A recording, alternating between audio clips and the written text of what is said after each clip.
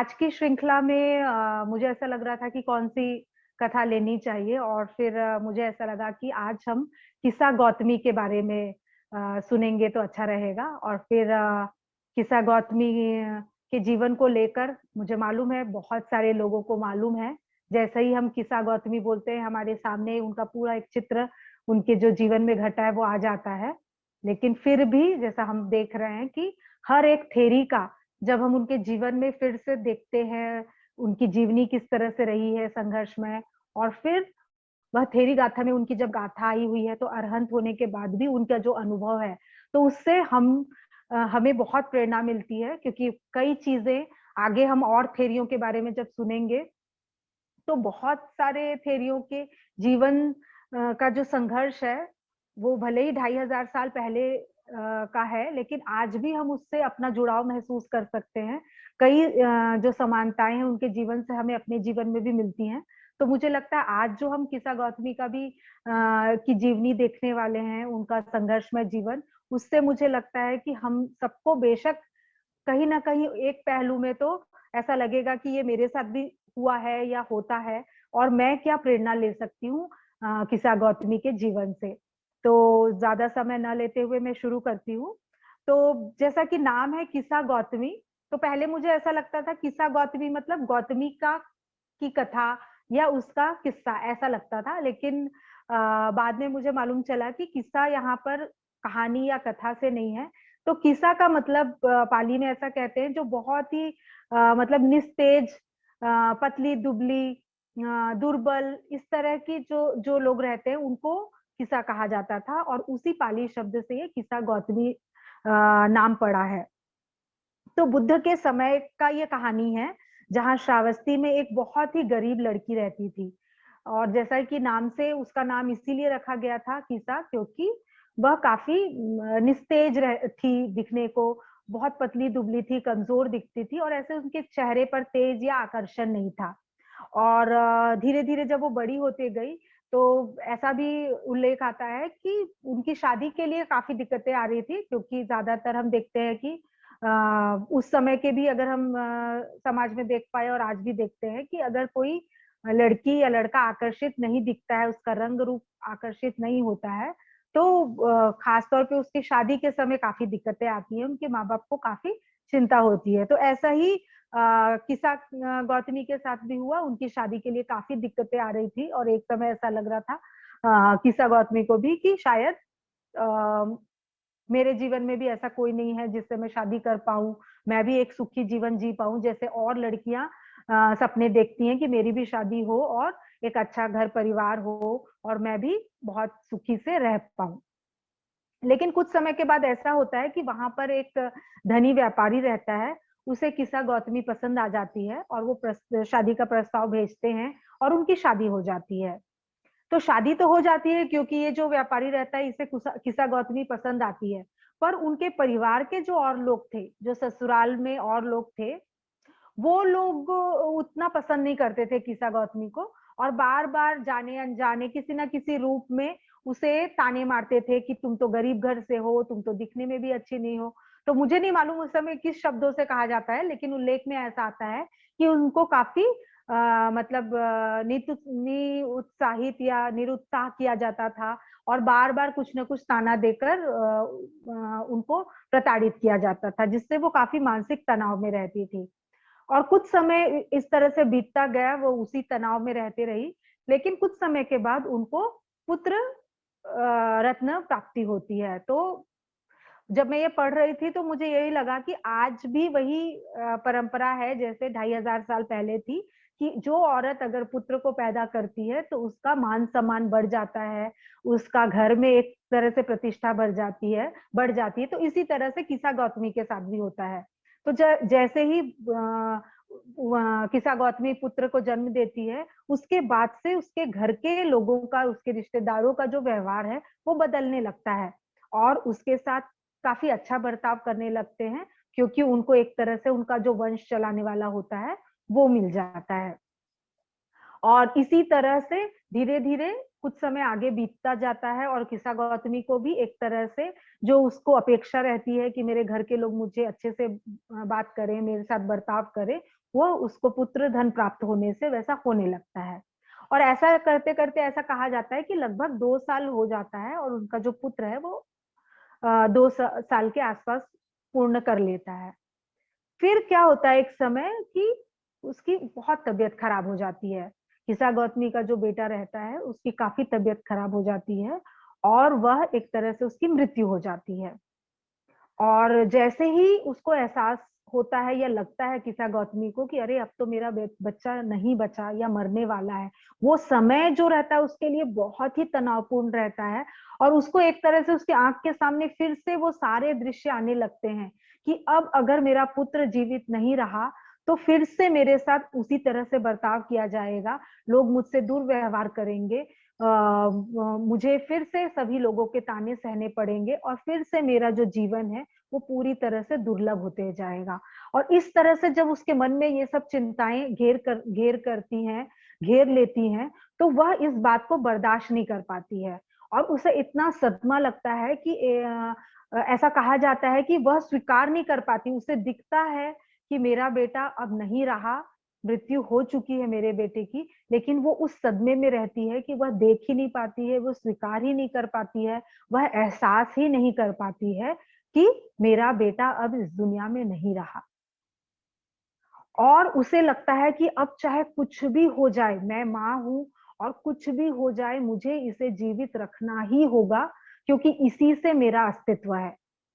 और हम ऐसा भी देख सकते हैं कि हमारे समाज में उस समय तो क्या, आज की भी परिस्थिति ऐसे ही है, जैसे मैंने पहले भी कहा कि जिस औरत से पुत्र जन्म होता है उसका मान सम्मान होता है और उसका आदर किया जाता है और उससे ही उसकी प्रतिष्ठा बनी रहती है। वह औरत या वह स्त्री स्वयं कितनी अच्छी है, वो किस तरह से घर चला रही है, या उसकी जो और पुत्रियां हैं या उससे पुत्री पैदा हुई है वो कितनी कुशल हैं, ये सब ज्यादा मायने नहीं रखता। उसका सारा जो अस्तित्व है वह पुरुष पुत्र जो है उसको ही पैदा करने से होता है, क्योंकि उसी से वंश चलता है। और यही जो धक्का रहता है वह किसा गौतमी को लगता है और उसे लगता है चाहे कुछ भी हो जाए,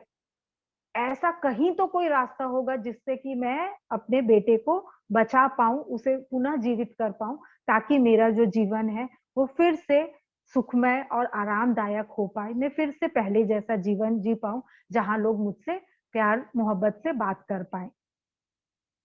और फिर वह अपने बेटे को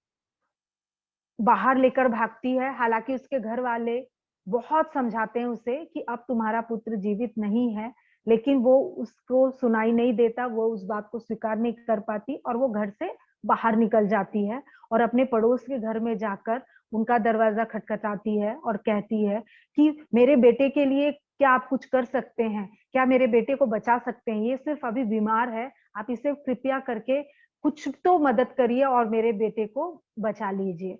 तो जो पड़ोसी रहता है वह कहता है कि तुम्हारा बेटा बहन मर चुका है, अब इसे फिर से जीवित नहीं किया जा सकता। और जैसे ही ये सुनती है वह, तो उसे वो फिर से वो उस चीज को विश्वास नहीं करती है और वह दूसरे के घर जाती है। ऐसा वो 2-4 के घर जा जाके बार बार प्रयास करती है कि शायद आपके पास कोई तो औषधि होगी, कुछ तो ऐसा रास्ता होगा जिससे कि मैं मेरे बेटे को बचा पाऊं। लेकिन जब कई घरों में जाने के बाद उसको ना ना का ही जवाब मिलता है और फिर वह एक सयाने आदमी के घर पे जाती है और उस आदमी को एहसास होता है कि यह जो महिला है ये एक तरह से सदमे में है, मानसिक स्थिति इसकी पूरी तरह से खराब हो गई है और उसे अपना मृत बेटा भी उसे मृत नहीं दिख रहा है। तब वह उसको सुझाव देते हैं कि यहाँ पास में एक सन्यासी हैं, अगर आप उनके पास जाएंगे तो शायद वो आपको कुछ मदद कर सकते हैं। मेरे पास तो ऐसा कोई दवाई नहीं है, ऐसी कोई औषधि नहीं है जिससे मैं आपके बेटे को बचा सकता हूँ, लेकिन एक संत है जो ऐसा कहा जाता है कि बहुत पहुंचे हुए हैं और वो सभी के दुख को दूर करते हैं। तो बहन, शायद तुम उनके पास जाओगी तो तुम्हें उनसे मदद हो सकती है। यह बात सुनते ही उसे ऐसा लगता है कि अब मुझे बिल्कुल देर नहीं करनी चाहिए और उस संत के पास मुझे जितने जल्दी हो सके उतने जल्दी जाना है, ताकि मैं मेरे बच्चे को, मेरा जो पुत्र है उसको मैं बचा सकूं। और वह उसी दौड़ भाग में वहां जाती है, पूछते पूछते जाती है जहां भगवान बुद्ध श्रावस्ती में रहते हैं। और वहां पर वह ऐसा कहा जाता है कि अनाथ पिंडक जो जेतवन विहार में है, वहां पर भगवान बुद्ध ठहरे हुए होते हैं।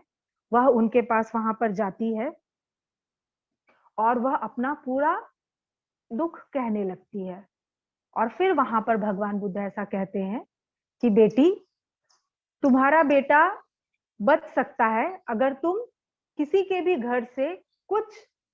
जो सरसों के दाने हैं वो अगर तुम लेकर आती हो तो तुम्हारा बेटा जरूर बच सकता है। तो जैसे ही वह यह आवाज सुनती है कि तुम्हारा बेटा बच सकता है, तो उसकी एकदम जो आशा रहती है वो पूरी जागृत होती है और उसे लगता है कि बिल्कुल यही मैं सुनना चाहती थी और मेरा बेटा पूरी तरह से बच जाएगा।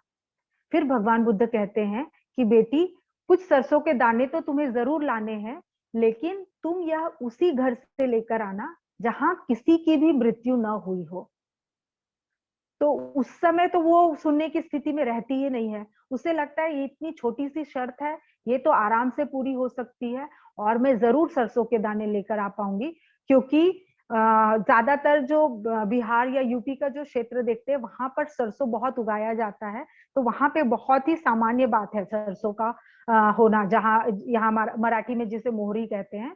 तो उसे लगता है इतनी छोटी सी शर्त है, अब तो मेरा बेटा सच में जीवित हो जाएगा, बच जाएगा, मैं मेरे बेटे को बचा लूंगी। और उसको वही भ्रम रहता है कि फिर से मेरा जीवन सुखमय हो जाएगा मेरे बेटे के जीवित होने से। और उसके बाद वो फिर से भागती है, एक के घर जाती है और फिर वहां पर एक औरत बाहर निकलती है, उसे कहती है, बहन, मेरा बेटा अभी काफी मुश्किल में है, अगर तुम अपने घर से कुछ चंद सरसों के दाने अगर दे दोगी तो मेरा बेटा बच जाएगा। तो वह कहती है, मुझे बहुत खुशी होगी, मैं तुरंत तुम्हारे लिए सरसों के दाने लाती हूँ, मेरे घर में है, मैं तुम्हें देती हूँ और तुम्हारा बेटा जीवित हो जाए। तो वह लेकर आती है सरसों का दाना, किस्सा गौतमी ले लेती है और वापस भागने लगती है बुद्ध के पास। और फिर उसे याद आता है कि नहीं, भगवान बुद्ध ने तो उसके साथ एक और शर्त रखी थी कि इसे वही उसी घर से लेकर आना जहां पे किसी की मृत्यु ना हुई हो। तो वह वापस उसके पास जाती है और कहती है कि बहन, तुम्हारे घर में कभी किसी की मृत्यु तो नहीं हुई है? तो वह सोचने लगती है और कहती है, अभी कुछ समय पहले ही मेरे ससुर का देहांत हुआ था। तो फिर वह बहुत ही मुरझाए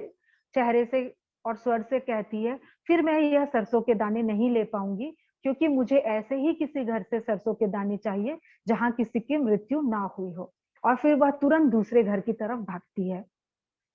दूसरे घर में जाती है, वहां एक पुरुष बाहर निकलता है और उससे भी यही वह सवाल दोहराती है कि क्या आपके पास कुछ सरसों के दाने हैं? तो फिर वह जो पुरुष रहता है वह कहता है, बिल्कुल है मेरे पास सरसों के दाने। तब फिर किस्सा गौतमी कहती है, लेकिन आपके घर में किसी की मृत्यु तो नहीं हुई है? तो वह काफी रुआसा आवाज में कहता है कि अभी कुछ समय पहले ही मेरी बीवी की जब डिलीवरी हो रही थी, जब वो गर्भ धारण की थी और बच्चा पैदा करने के दौरान बच्चा और मेरी पत्नी दोनों की मृत्यु हो गई है।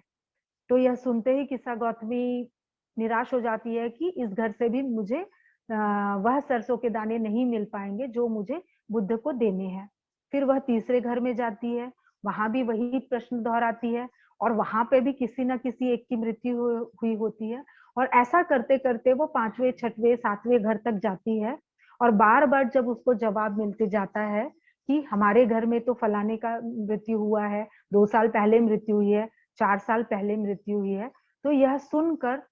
धीरे धीरे उसे अपनी जो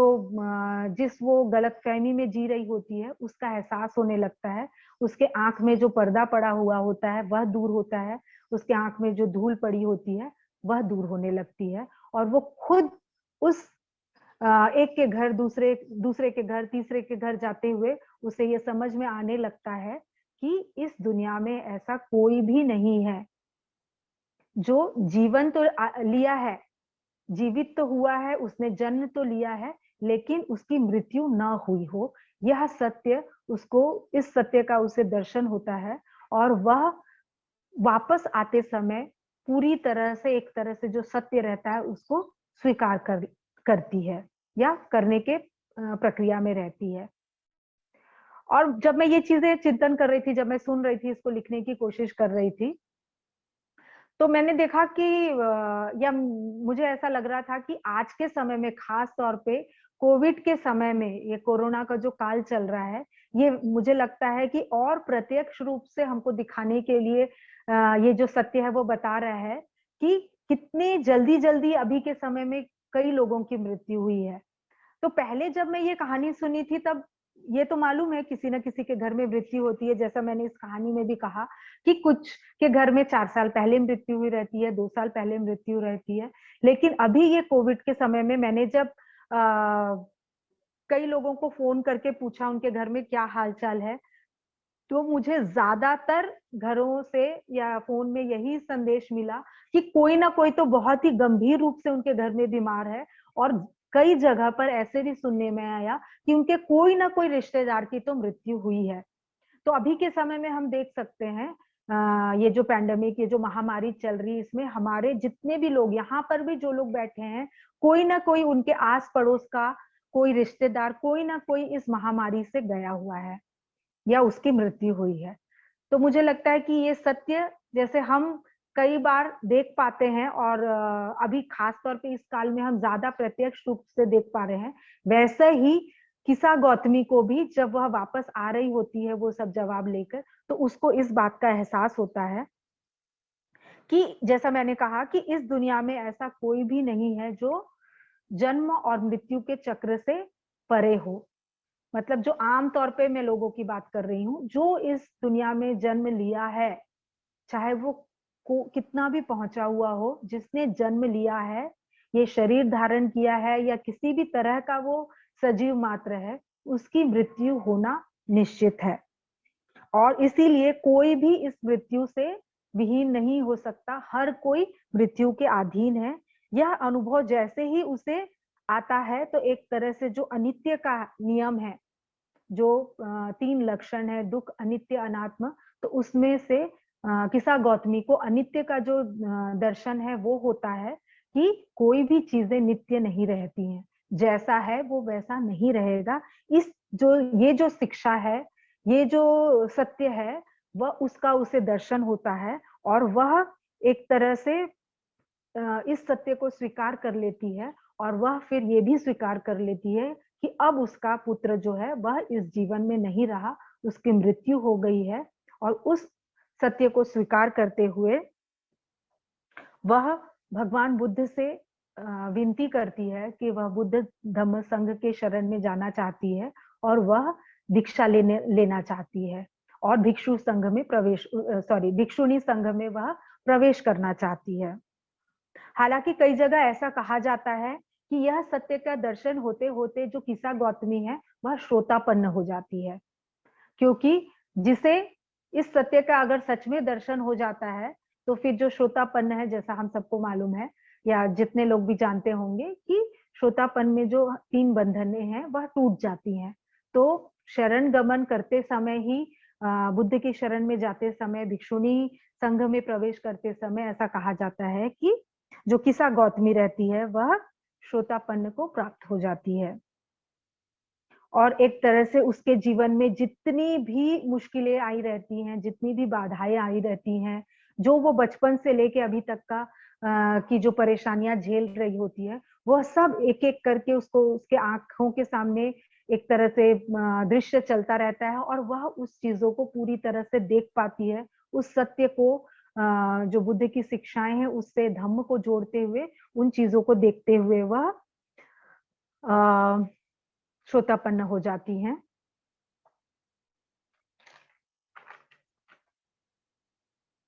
और फिर उसके बाद मैं थोड़ा-सा जो थेरी गाथा में गाथा के द्वारा कहा गया है, हालाँकि मुझे यह इंग्लिश में यह कविता मिली थी जिसको मैंने मेरी भाषा में ट्रांसलेट किया है। वह मैं बताना चाहूँगी और उसके बाद फिर अ, आगे का उनका किस तरह से मतलब वो भिक्षुणी संघ में चली जाती हैं। उसके बाद वह किस तरह से उनका जीवन जाता है आगे, उसको लेकर बात करने वाली हूँ और यहाँ पर एक तरह से आपको दूसरा पहलू मिलेगा किस्सा गौतमी का। तो यहाँ तक की एक कहानी है जो हम में से बहुत सारे लोगों को मालूम है, लेकिन मुझे ऐसा लगा कि आपके साथ ये कविता बाँटनी चाहिए क्योंकि कविता में इसलिए कह रही हूँ क्योंकि हम थेरी गाथा की श्रृंखला को देख रहे हैं, और थेरी गाथा में जो भी थेरियों की कहानी बताई गई है वह गाथा के रूप में आई है। तो वह कविता के रूप में है, जिसको मैं मतलब अपने शब्दों में कहानी के रूप में लिखी हूँ, उसको मैं बताना चाहूंगी। और हम सबको मालूम है कि हम जब भी कोई गाथा या सुत्ते या कोई भी चीजों का जब हम पठन करते हैं, तो वहां पे एक जो पारंपरिक रूप से चीजें शुरू होती हैं वो ऐसे ही आती हैं कि ऐसा मैंने सुना है। यहां से यह कविता शुरू होती है।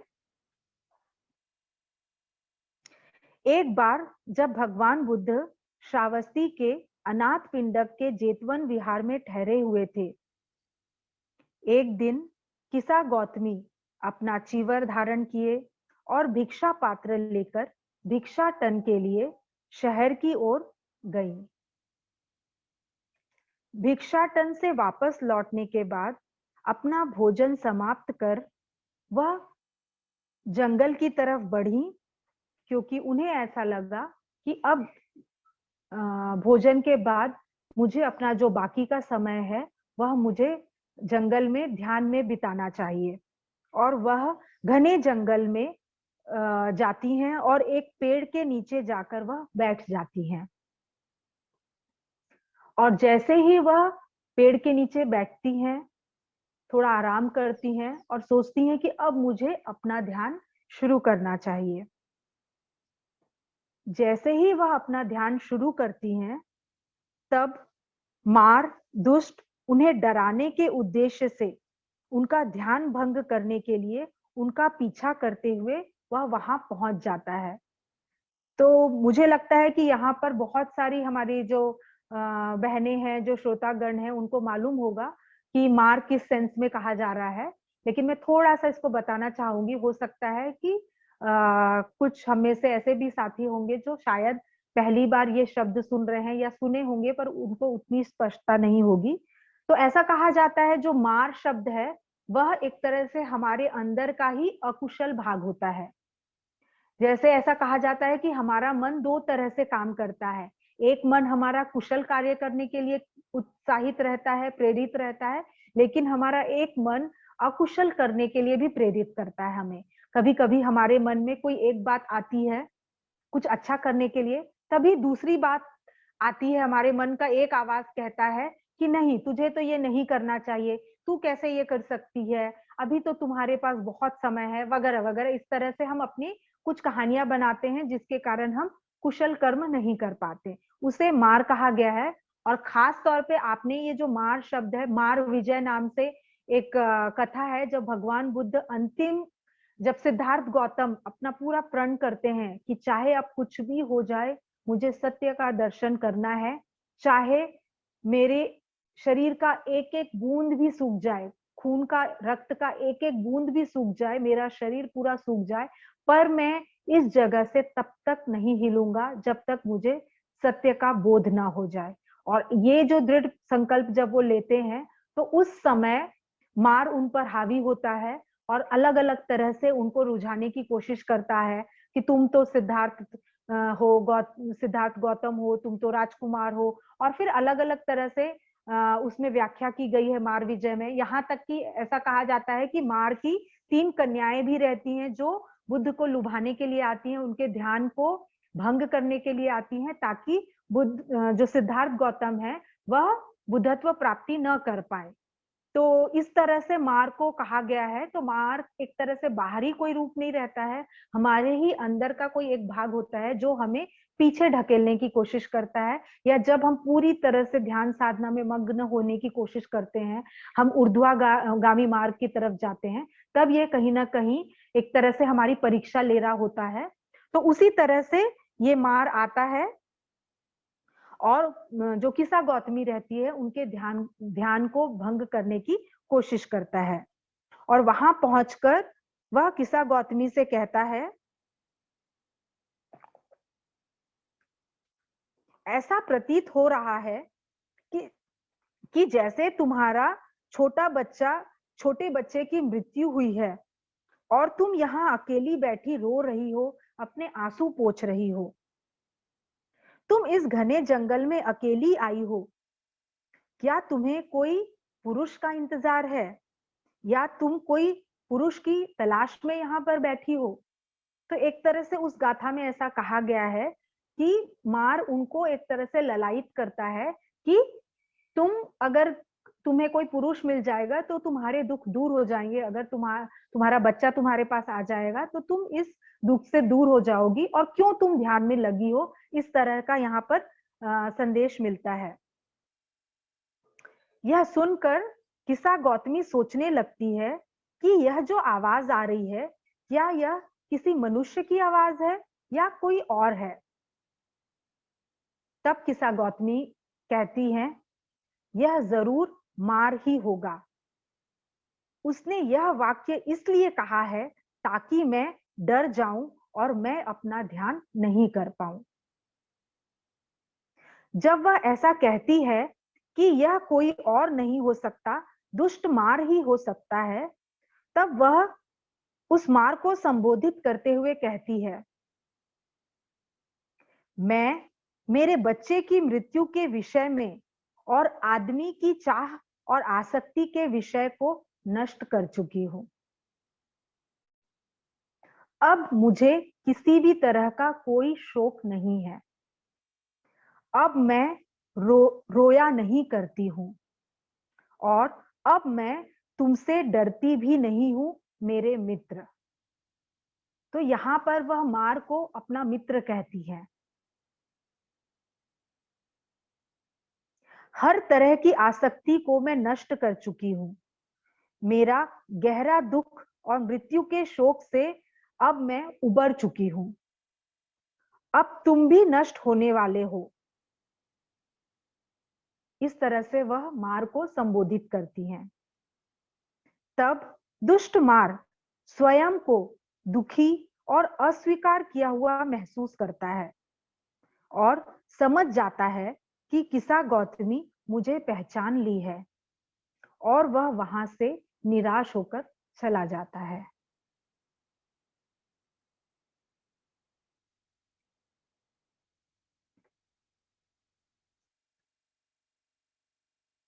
तो जैसा मैंने कहा, ये जो मार है, ये कोई बाहर से नहीं है, तो हमारे अंदर की ही आवाज होती है।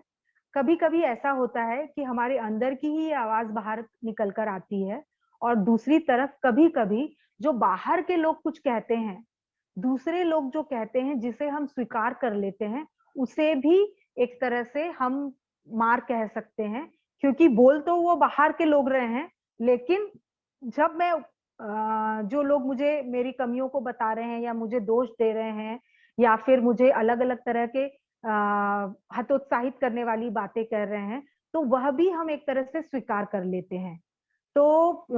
हम देख सकते हैं कि यहाँ पर एक तरह से अपने अंदर की आवाज रहती है जो हमें पीछे ढकेलती है, और कभी कभी बाहरी लोग, दूसरे लोग जो बोलते हैं, जिससे भी हम भी काफी पीछे चले आते हैं। तो ये यहाँ पर जो मार के बारे में कहा गया है, वहां पर हम देख सकते हैं कि हम अपने जीवन में किस तरह से इन मारों को क्या सुन पाते हैं,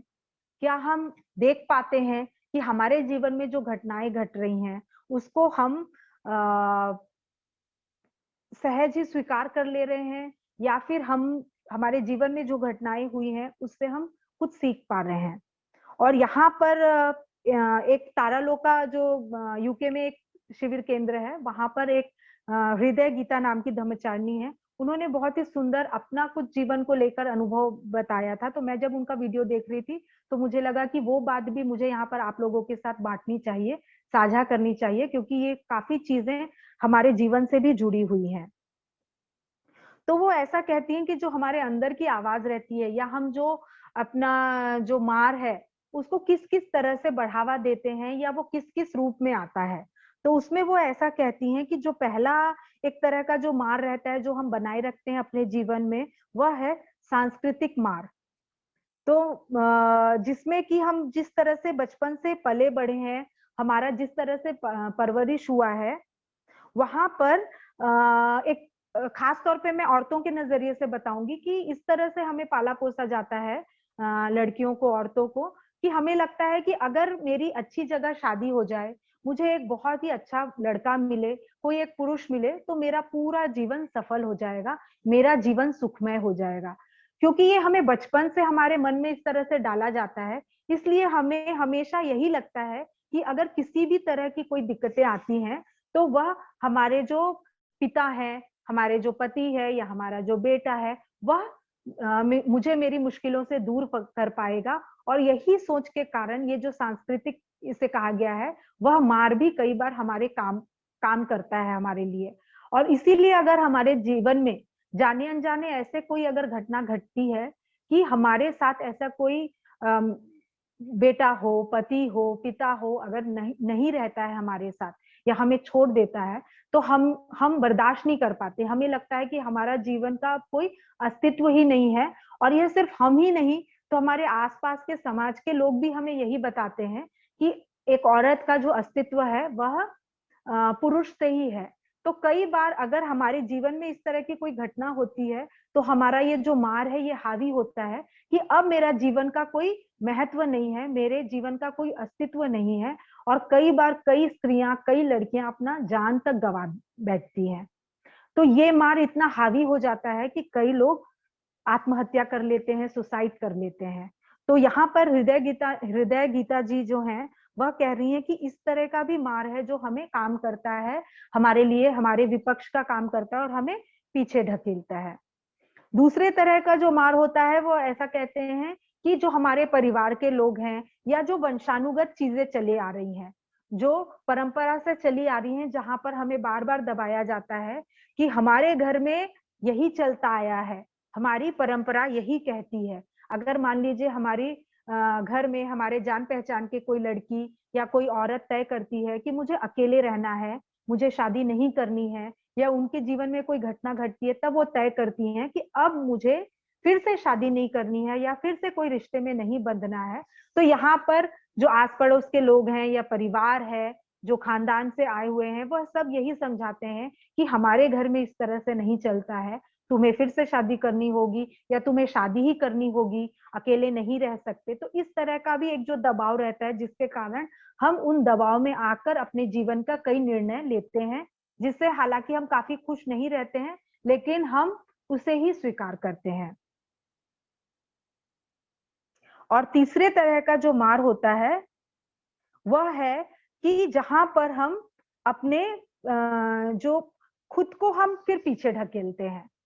तो हम हमारे अंदर उस तरह की क्षमता नहीं उत्पन्न हो पाती है या उतना कॉन्फिडेंस नहीं रहता है कि भले ही मुझे लग रहा है, मेरा मन कह रहा है कि ये बात स्वीकार नहीं है, मुझे ये चीजें अच्छी नहीं लग रही है, मैं ये नहीं करना चाहती हूँ, लेकिन हमें उतना विश्वास भी नहीं रहता है कि हम उसे पूरे 100% तैयारी से कह पाए। और उसके कारण फिर हम जाने अनजाने स्वीकार कर लेते हैं उस बातों को। और बाद में हम सिर्फ फिर यही कहते रहते हैं कि मुझे मेरे घर वालों ने दबाव दिया था, मेरे आस पड़ोस के लोग ने दबाव दिया था और इसी कारण मैंने ये निर्णय ले लिया। तो ये अलग अलग कारणों से कहीं ना कहीं हम अपने अंदर की जो आवाज है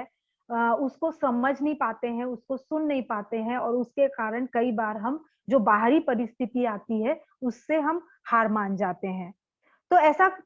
इसमें कहा गया है इस कविता के माध्यम से कि मार कई बार बहुत ही सूक्ष्म रूप से काम करता है। और अगर हम उसको पहचान पाए, जैसा कि किस्सा गौतमी पहचान ली थी कि उन्होंने स्पष्ट कहा अपने मार को